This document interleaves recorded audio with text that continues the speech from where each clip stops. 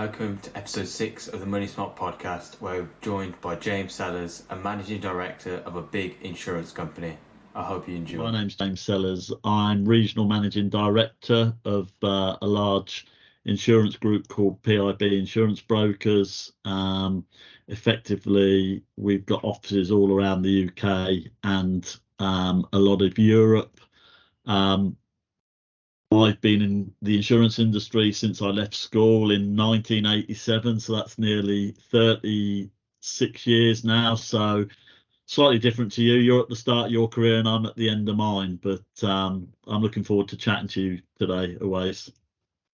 I think we should start by maybe having a bit of reflection. So if you were to actually go back, would you still do what you do now? That is a good question, and obviously it's probably something most people think about. The world was a lot different back in the mid-80s. There was no internet, mobile phones, things like that. So your careers advice was basically what your career advisor told you. I'm sure you've probably got one of those at school anyway. And then effectively what your own preconceptions were about what was out there in the big wide world. Now, I'd always thought, you know what, I'm quite good with numbers. Accountants are quite well paid. I'll go to university and become an accountant. Thank God I didn't, because I think it would have bored me. I actually fell into insurance. I was at a boarding school in Dover, and 1986 was the year of industry. So businesses were being encouraged to partner up with schools, and our local to our school in Dover was a large insurance company called the Orion. Anyway, they came in and did a presentation and said we're going to offer 2 management trainee jobs to pupils from the school when they leave in the 6th form. So a friend of mine who I was at the school with and actually lived in Folkestone, which is right next to the office, me and him between us decided, you know what, actually, do we really want to go to university and spend 4 years studying, or do we want to start working? So I'd never thought about insurance. What probably appealed to me more was the fact that it was a management type trainee program and the money seemed quite good at the time. So that's what happened. It didn't actually all go to plan because we were told that you had to get, I think, a minimum of 2 B grades at A level. I didn't get that, but I spoke to the company and they still let me in. So I was fortunate there. I think talking about the path that you went, that's quite similar to like apprenticeships now these days.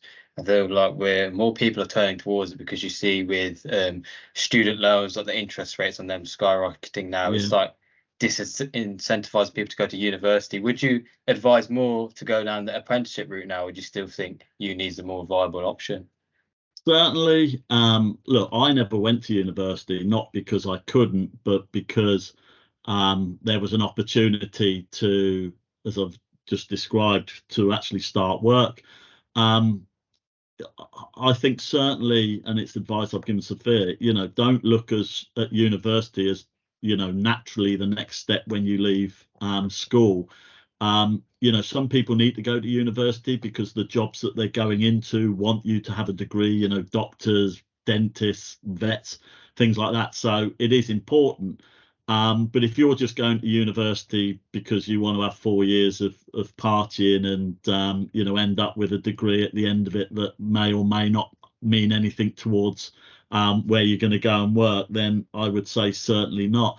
Like you've touched on, Awais, coming out of university with a big debt around your neck, you have got to pay that off over time. And, if you're not lucky enough to be supported by parents or other benefactors, then certainly the apprenticeship route is something to consider. What you've got to remember is a lot of businesses, and the insurance world is the same, qualifications are a means to an end. When you first leave school and you're looking at what you want to do, your qualifications, your O levels and your GCSEs are the door openers. That's what differentiates you from your peers. So when you're talking to a potential employer, other than the interview, and a lot of the time your qualifications are the thing that gets you in the door, i.e. to the interview. But after that, more and more as time goes along, it's your CV, it's the work experience that you've done. I'm not saying exams and qualifications don't mean anything, but as you get further and older and further into your employment career, it's less and less about the qualifications that you obtained whilst you're at school and more about what you've actually done within the workplace. So, for instance, if you were going into the insurance industry, we don't require people to have degrees. Now, there will be some jobs that you want to apply for where they will ask for a degree qualification, but there'll be other jobs where actually, if you've had 4 years worth of working and you've built up 4 years worth of experience and you've been paid for 4 years and you haven't got the student debt, then I would certainly say that going straight into some sort of work apprentice scheme would suit some people. I would echo that absolutely, because when you're at our age, it's a lot more about getting the grades. But then as you get older, there has to be some way of differentiating, because people are going to have the same qualifications as you.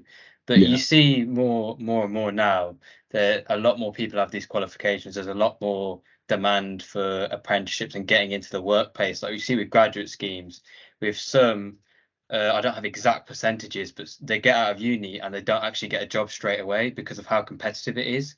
What would you say the key skills are for the workplace to actually differentiate yourself, to make yourself look the best you can? How long's a piece of string? I mean, again, a very difficult question. Look, qualifications are one way of differentiating yourself to get you that interview, but probably the thing that I look for as an employer when you are sitting in front of somebody, first and foremost, is being presentable. That's the way you look, the way you talk, the way you present yourself and talk to the people you're with. But first and foremost, it is attitude. Now, how you get attitude through in your interview is a difficult thing, which is where it comes back to, qualifications and being presentable. Also, as you work for longer, your work experience counts as well. But certainly things, doing extracurricular things like you're doing with your koala and the like, to me that shows attitude. You've not just sat there and thought, right, I'm going to rely on my exams. You've gone out and done things that, as a potential employer, I would think, you know what, you've not just sat in the classroom, you've shown initiative, you want to get on, you've put yourself at the forefront in terms of separating yourself from the peers. So first and foremost, attitude, because like a lot of employers, one of the things that you will find is that a lot of employers nowadays, with the things like apprenticeship schemes and graduate schemes and those type of things, you can get taught most of the skills that you need in terms of the skills to do the job, but you have to show the right attitude and the right initiative, and you need to want to do it. And really, I'd say it's as simple as that. Now, look, each individual will have different skills. Some people will be better with numbers, some people will be better with languages or more artistic. But first and foremost, if you've got the right attitude to bring those things out, then as an employer, that's all you're looking for. I think in terms of our age, the one skill that I see that most of us lack is like interactions with our older people and stuff. We feel that we might say the wrong thing, we might be judged of things like that. How do you feel our generation could tackle that? Because you see, most of us, we're a very technology generation, so we're all around technology, and I feel like that's basically made our interactions worse. So how do you feel you can improve that? Maybe like getting out there, speaking to these people, watching podcasts maybe like this, or how do you? Look, again, always it's a good question.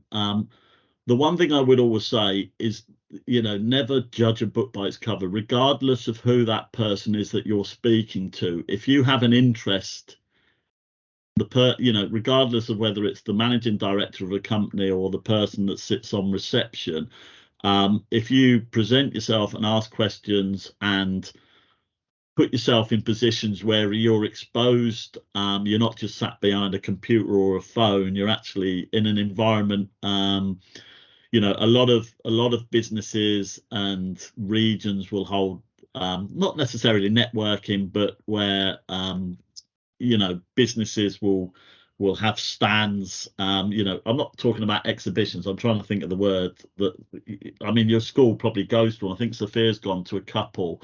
Every opportunity you've got, I would say, try and get yourself in front of the people that basically can have an impact or be a benefit for the career that you're looking to get into. So, if you were looking to go down the route, you've mentioned the civil service, go on the internet, have a look what jobs are out there, have a look at, podcasts, LinkedIn, that type of thing, around who are the people that seem to be the movers and shakers. Reach out to them, ask them questions, because that was I would always say, probably looking back, that maybe would be the one advice I would give to my younger self.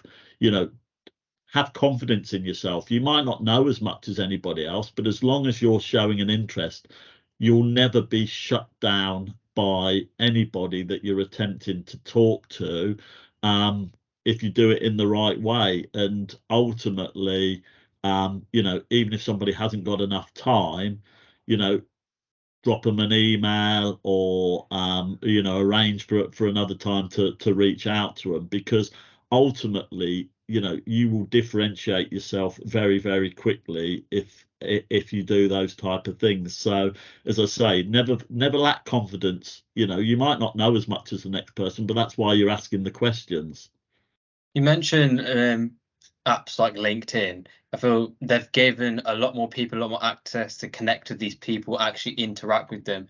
Do you feel speaking to these people in person, putting a face to a name, essentially, from LinkedIn to like these events that we go to, like careers events, do you feel that's very powerful in a way? Because when you get into the workplace, like I've got a work experience with a Big Four company in the summer, and I've actually met someone that's actually going to be hosting it, and I feel like that's given me a head start in knowing what I'm going to be learning there, and actually can look into it. So I'm impressed. You feel it's very powerful nowadays? How would you view apps like LinkedIn? Look, they're very important. Technology nowadays, sometimes we say there's too much of it, but what it certainly allows you to do is to get an insight and to look into companies and see who these people are, who the movers and shakers are in the industry. Like you've touched on there, you've already reached out to somebody within the organization where you're going to work. Now, when you turn up there on your first day of work experience, you're already one step ahead of everybody else, because you've already shown initiative, you've already shown a great attitude, you've already shown that you're not going through the motions. An example at the moment is that ever since COVID and the lockdowns, most industries, especially insurance, are struggling for candidates to find people. Now, there's probably more jobs out there than there are candidates. So you never know what's out there unless you ask. And I would always say that, especially with things like LinkedIn, and even just Googling companies' sites, websites, go and have a look at them. Don't, if you're interested in going into insurance, if someone looked on a website and I got an email out of the blue saying, look, I'm Iqbal, I'm 17, I'm really interested in a career in insurance, and any advice that you could give me would be greatly appreciated. I'm telling you, you would get a response, and the person you're writing to, i.e. me or whoever it may be, if there's anything about them, they will really appreciate that, and they'll probably put HR in touch with you. You'll probably find out things that maybe aren't advertised. They may even say, look, come in and have a look around the business. You can't do too much. You should never be embarrassed to ask. You would never get knocked back, and if you are knocked back, then it's probably not the place to work anyway. We look at the moment with economic downturn that we're having, the cost of living crisis, inflation at 8.7%, rocketing high. people like myself going into work now, receiving their first wages, how do you feel we can actually protect ourselves for like our financial well-being? Because someone like myself, you could say, get their first paycheck and a splash to cash and everything. How do you feel we could protect ourselves for the future? Well, look, I was young once upon a time, and I know once, you know, I remember the first month's pay packet. I went down the bank, and this was a lot longer ago when money was actually worth a bit more back then. And I took £100 out in pound notes as they were then, just to feel it in my hand, because I hadn't seen so much money, and there was a satisfaction in terms of earning it, and probably as quickly as I earned it, as quickly as I spent it. I mean, you've touched on technology there in early parts of our conversation. What I would say is, regardless of how much you earn, you need to always ensure that you are aware of what your outgoings are. So, you know, most banks now will have apps that you can log into on your phone, so you can see what your outgoings are. I know it's difficult and it's easy to say, and some people can not, in the current economic climate, live within their means. But I would say that, you know, someone like yourself, if you do have where you have got the opportunity, I would say, look, if you can't afford to live on your own and move out your parents, stay living at your parents. If you can't afford to have a car, don't go and buy a car. You know, by all means, enjoy yourself, but don't get into debt doing it. Is there any key financial principles you developed over your career that you've actually figured out? As you mentioned, the first time you got your paycheck, but as you progress through your career and gone up the ranks, is there any principles you've developed and realized are like successful to managing your money? Yeah, certainly it's more difficult in the early days. I'm aware of that, but savings, if you can manage to put money away each month, certainly that's a benefit. The sooner you start, I've looked on previous podcasts, people have mentioned it, pensions, start contributing you know, even if it's a small amount into a pension from an early age. Fortunately, nowadays, most businesses have to provide a pension as part of the package. So you will already have a fund set up as soon as you start work and start contributing. One of the things I would say, though, is certainly try to build up, I mean, as much as you can do, but, you know, the common consensus is that you have enough money to survive for 6 months if you haven't got a job. Now, I know when you're 17, you think, blimey, how do you do that? It's difficult, but again, it's something to bear in mind. Even if it can't be 6 months, maybe a month's worth of money. If you know, if the business you're working at, you get made redundant, or you lose your job for whatever reason, or suddenly, you know, overnight, like's happened, interest rates go through the roof, and what you thought you could afford before has changed because of inflation and the like, and everything being more expensive. At least you've got something to lean back on. The other thing I'd say is probably try to have as little short-term debt as you can. What I mean by that is, look, we'll all have mortgages, we'll probably all have loans to get cars, but, you know, try not to build up too much debt on high interest type products like credit cards, short-term loans, payday loans, that type of thing. You know, for certain, steer away from that. The other thing I'd say as well, and it's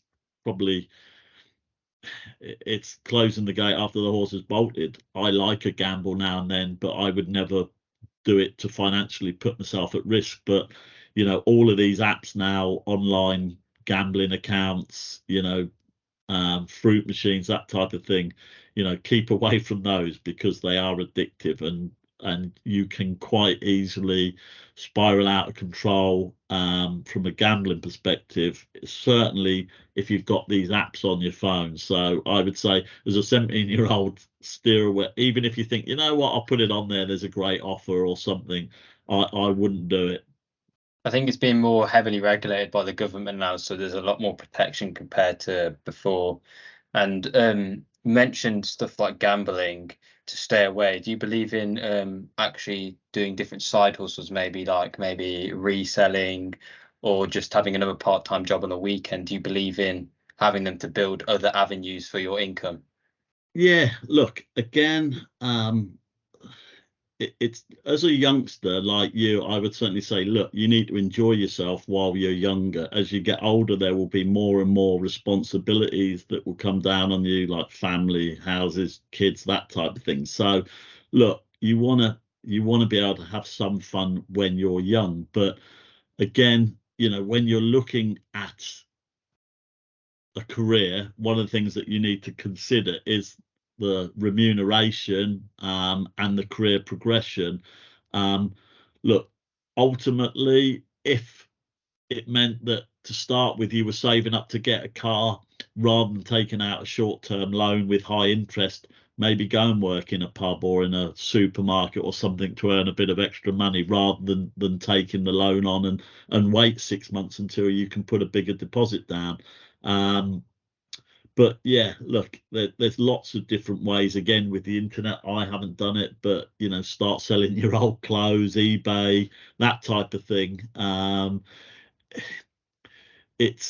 And I would say, look, if you do get yourself into debt, if you are struggling, the one thing to do is talk to the experts. There's plenty of people out there. Again, we come back to the tech, Google online, where talk to trusted friends, family, whatever. If you do find that you are in a financial situation that you're struggling to cope with, I'd always say take advice, whether that's family, friends, or talk to your bank or financial advisor, but don't ignore it. That actually combines very well into the actual charity that we've actually partnered with in the last couple of days, which is Step Change. So if you are actually in debt, please do reach out to them, because they offer free financial advice and they just help you for free, no charge. They're a charity. They're all about helping communities and helping people manage their debt and understand their debt, more importantly. And I think on that topic of debt and things like that, and you talk about responsibilities, do you believe about the work-life balance and actually going into a career where you're not always going to be dedicated to work? Yeah, look, I mean, I've got a phrase where I always say, especially to my start, look, we'd all rather be on a beach in the Bahamas, sunning ourselves, but most of us have to go into work. This is why, first and foremost, it's important to choose a career where you have an interest and you think you're going to enjoy it. It's also important to find a career where you can see the progression and how you can build up the amount that you're earning as you've been in it for longer and as your work experience builds up. And also, look, you don't want to be in a job. Look, lots of jobs have busy times where you might be asked to do a bit extra. And again, doing that bit extra, it comes down to that attitude and you putting yourself out there so that when whatever career it is, they look at you and go, you know what, actually this guy's doing great. We'll push him forward for that promotion or that pay rise. But you certainly don't want to be in a job where you're having to go to work at 6, 7 in the morning and you're coming home at 8 or 9 o'clock at night. I'm not saying that some people don't enjoy that, but if you're doing that just to survive, then you probably again need to look at what your outgoings are, try and bring them down to a more manageable level, and speak to people like Step Change where they can give you advice, because again, debt is very expensive nowadays, especially with the cost of living rise. So it makes more sense. There are a lot more products and different ways of getting out of debt that actually might mean that you're not having to work 12, 13, 14-hour days. Because again, the mental health side of waste is very important. That's something that is a lot more prevalent nowadays than it was when I first started going into work. Businesses, companies do have people who are aware of mental health, like they call them mental health first aiders. So it's not just someone cuts themselves on a pair of scissors, they'll go and get a plaster off the first aider. If someone isn't feeling 100% or is feeling under pressure, most businesses nowadays will provide helplines and people that you can reach out to. So again, look, if you enjoy working and you enjoy your job, there's nothing and there's a benefit to it, look, work those hours. But if you're doing it just to get by, then you need to probably reassess. And as I say, that's when you speak to experts, family, friends, and if you're working to try and meet all your debts, then it's probably worthwhile having a sit down and seeing whether you can speak to the expert and see whether you can juggle it and go back to some sort of work-life balance that isn't going to put you under mental stress. It's just about balancing it nowadays, because we see businesses like PwC trialing 4-day working weeks, but then the actual interaction with your family and things, for example, now since COVID, you could argue it's been a positive change, because now you see hybrid working where people go in for 2 days and then work at home for another 3, and you can spend more time with your family. But then at the same time, you're sitting inside at a desk, and you have a lot more distractions around you, could argue. But with a lot of external, obviously, factors at the moment, Eastern European, what's happening there, you've got Brexit and then cost of living. It's just the pressures that are building. I would urge people, if they're getting debts from these external factors and just not having enough time to work compared to family, please do reach out to these charities.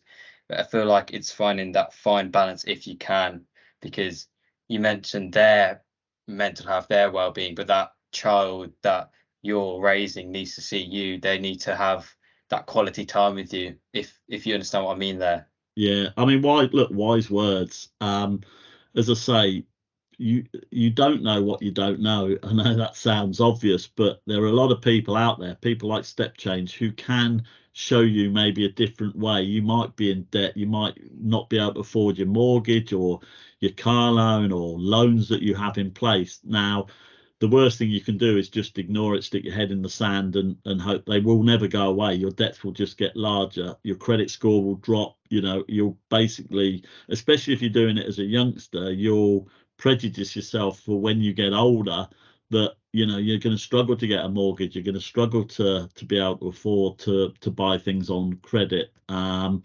So look, there is always somebody out there who is able to offer assistance and help. And like you've touched on there, I would say, look, reach out to them. I mean, I'm interested. You just talked about it's one of the big conversation pieces, certainly in our industry at the moment, around working from home and, post-COVID. Our industry was always people in the main came into the office, did their 9 to 5 and then went home again. But post-COVID, there is a lot more hybrid working. There is also a lot more people who don't want to come in the office. They're just happy to work from home. And it's the question, if you're working from home, are you as productive as people who are working in the office? And if you're not coming in the office, what are you missing out on? Because again, there is that saying, if you're not in the room, you're not in the room. So you don't know what's going on. You don't pick up, things that are being talked about. You're not aware of what's going on. So I'm just intrigued. What's your thought as a 17-year-old, Awais? Would you want to be in an office constantly, or would you like to be at home all the time? My smart head, trying to build myself, would say be in the office more, gets me into that routine. I don't have distractions about me. But then my child in me would say, I'd rather be at home because I have everything to myself. I can get distracted. I can do my work and then quickly go off and do something else. But if we're looking from a smart and for productivity of businesses, I'd definitely say having more in person, especially when you're younger, because you want to, as we mentioned before, the social skills, connecting with the different people. It's a lot more valuable from a younger age, because there's a lot more to learn when you're younger than when you're older. But there is always something you can learn from anyone in the workplace. So I would have to say being more in an office. Yeah, I think you're right. Look, on both levels, I'm not saying there's a right or wrong answer. Being old school, I would say, certainly when I was your age, or I was 18 when I first went to work within the insurance, I was at the head office. There were 400-500 people worked in that office. You were exposed to everybody from the managers down to the receptionists. You got to know everyone. There was things that you learned just by being there, if that makes sense. And also from the social side, you're with your peers, you can go out and enjoy yourself, especially when you're talking about things like mental health. Is sitting at home, look, as a youngster, is sitting at home in your bedroom 5 days a week not going out, is that conducive to your mental health? Whereas if you're in the office, you're talking to people, you're exposing yourself to people. So yeah, look, it's a difficult one, but again, you should do what suits. But I would certainly say, look, if you're looking to get on within a business and have a career, you're better off being in the room from the start as opposed to being at home constantly. But again, that's not to say that, I mean, it's the old challenge. Everyone always wants to work from home Monday and Friday. The cynic in me says that's them just wanting a long weekend. But yeah, it's certainly, look, we're lucky that we have the technology now to be able to sit at home and be probably as productive. You just don't get the interactive, you don't get the interactions working from home. That's all I'd say. I think that's why our business Monito ties in very well to that, because from a young age we have our products, but then the podcast, it's like investing in a child all the way to when they get into the workplace so they're prepared, because we have people like yourselves, which is like saying massive thank you for you coming on, actually speaking about these experiences. But then we have the koala and our storybooks instilled these financial behaviors. So for example, with the koala, they have the tokens. They do a good chore or something from a young age, give them a token, they put it in, and then once it gets to a certain level, you can reward them. And that just instills, for every good thing you do, you're always going to get a reward. Like complete a task at work, you get commission maybe for a workplace like that. And I feel it's very prominent because of the cost of living crisis and things like that. And then what do you feel we could do better, or how do you think it links to the actual issue at the moment we see in children struggling to manage their debt as they get older? Look, first and foremost, anything you can do with youngsters to teach them about, reward for being conscientious around saving and getting them to think about how money works and saving and that type of thing, you've got to be applauded for. It's not an area of expertise in terms of what I do, but certainly, there is no downside to your product. It's something that most people would be happy to let their children have and to have exposure to, if that makes sense.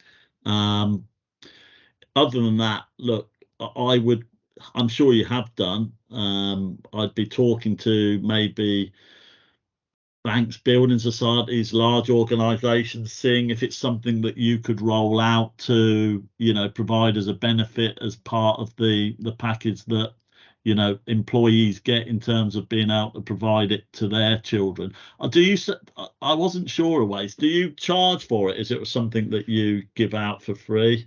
So essentially we charge £10 for the saving koala, and then for the activity book it's £6, and then the storybook's £4. And we only, as a social enterprise, we donate all our profits to Step Change, but we only do that to essentially fund our podcast series. So when we're in person hiring out the studio and things like that. So that's the only reason we do it, but we aren't here to make a profit. We're here to have a positive societal impact. Yeah. And what's the have you got a decent website presence for it as well? So our website's www.monito.uk, and we have our blogs on there. We have our updates on our podcasts, and then some Instagram posts and our actual products, where if you click on the link to it, takes you to Trade Station, where it's the only place we can actually sell our products for the competition. But the national finals the 6th of June, so it depends where we go from there. Hopefully we win, but I'm not going to say anything. Well, look, fingers crossed. It's a great product, like you've touched on, especially even more in today's world with the way inflation is and the cost of living that's created, a lot more debt for a lot more people. So it's not expensive. It's going to appeal to children. So look, I think you've done brilliantly to get this far. It's probably more just about creating exposure. I know you've sort of linked in with Step Change, but I'm sure there's far more charities and organisations across the country that would be happy to get involved and give people access to the product. I think the main actual difference in us compared to others is how old we are, because you don't see a 16-year-old talk about like the taboo topic of money nowadays. And with our products, it actually comes from a perspective that we've been through it recently. We've experienced what we felt we needed at that age, and I think that sets us apart from different businesses, which is our main unique selling point, we'd like to say. Yeah, look, I mean, you've touched on it there. Anything that gets people, especially young people, talking about money, certainly the potential pitfalls about debt, not spending outside your means, being encouraged to save, etc., etc. All of these things can only be positives. Maybe nurseries across the country should be having these things like posters on the wall and the product for each of the kids when they join, that type of thing, because it is I'm no expert certainly, but what part of me thinks what's being taught in schools today is the same that was being taught 40 years ago when I was at school. Well, actually there should be more advice and guidance given around mortgages and financial planning, all of those type of things, especially in school, because the one thing is certain that every single one of us will at some point probably need to go and get a job, will probably need to take on debt, will probably need we'll be earning money and we'll want to be saving and spending, etc., etc. And actually most people probably learn for themselves when they first get out there and make the odd mistake here and there, and you just got to hope that you don't make that big a mistake that you're paying it for the you're in debt for the rest of your life. But your product, like you say, one of its unique selling points is it's been designed by almost people it's designed for, if that makes sense, children and the like. It's not some adult sat around the table thinking, oh, what is it that children want to know about in terms of saving? So look, that on its own surely makes it something that's going to make it successful. You touched on it there about how you didn't really get the coverage of like mortgages and things when you were younger. I think it's slightly changing. We have the occasional workshop here and there which is about it, but we have to remember as well, we're in quite a privileged school, so with other schools they might not actually have this at the moment. But actually looking back at that now, you touched on it previously towards the start, what would the main thing be that you'd tell your younger self now if you had to? Staying a bit more. Don't spend as much. Probably, look, the sooner you start saving, pensions for certain. Also, it's, I mean, I was thinking about it. I can't remember what the I mean, it would be probably more live within your means. Don't go out and buy that pair of trainers if you can't afford it.